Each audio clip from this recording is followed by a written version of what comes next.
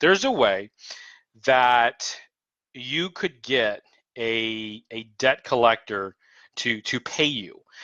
And I've been structured and I've been saying it in the way of paying you for like credit bureau services. So say that you hire, a credit bureau company, or, you hire the credit agents, my company, to work on your credit. Obviously, we have a fee for our services. And let's just say that throughout the very end of the process, let's say that we are able to help identify a violation, like an FDCPA violation. And for those that don't know, FDCPA stands for Fair Debt Collection Practices Act. Say we can find an FDCPA violation. Well, we're partnered with a law firm here in Texas that when they catch an FDCPA violation, they'll go right after the debt collector. And these guys are the real deal. They're, shout out to Chris Ebert and the guys over there up in Dallas. These guys are the real deal. So we'll help identify and uncover these issues, these errors, these FDCPA violations. But the law firm, they'll step in, they'll do their thing. They'll work to get either a settlement outside of a lawsuit, to where the creditor will pay an amount plus the removal of the account that worked out into that deal there. And because they violate the FDCPA. So if there's any kind of FDCPA violations, the law states that the debt collector is liable for up to $1,000 per infraction. So we something really, really cool was we sent a debt validation request to one of the collection agencies, and on behalf of one of our clients, and they responded in a very, very condescending way. And I'm like, the nerve of these guys, to just kind of be very condescending, at least to us, right, and what we were requesting. And so I sent that over to the guys over there at the law firm, and they just kind of outlined, a list of FDCPA violations, including one where they mentioned that, hey, we will take payment, but we won't.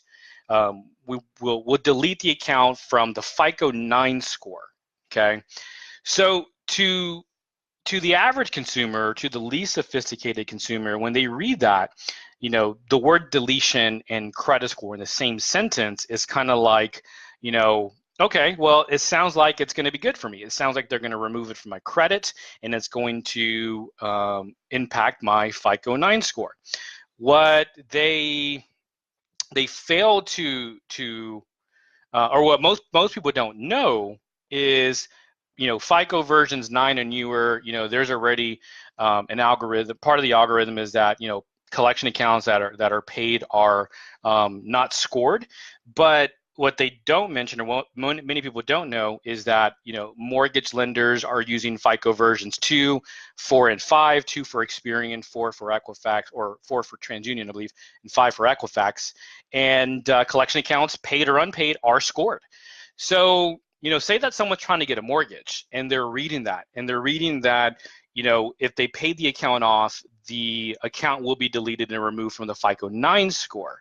Well, if I'm a unsophisticated consumer, I don't know this terminology. I don't really know credit. I read that, I'm thinking like that's got to be good, right? That's got to be good for my credit, and it is, but only for the newer FICO score models, not for the older ones, which auto lenders are using the older ones, mortgage lenders are using the older ones, credit card companies, a lot of the credit card companies are still using the older scoring models.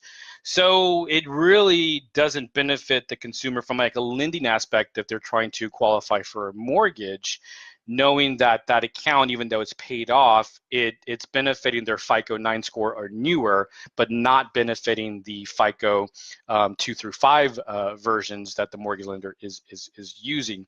And so that right there, just kind of leading that consumer on and lead them to believe that that's a positive, that's the outcome that they want. To the least sophisticated consumer, they're really taking advantage of that consumer. So that was one issue. Plus, they weren't bonded to even collect in the state of Texas, and so they're trying to collect a debt that they're not even, licensed and bonded to be able to collect. So there was a laundry list of violations, and my guys at the law firm are taking care of that. At the end of the day, the client is going to get paid, up to $1,000 per infraction. So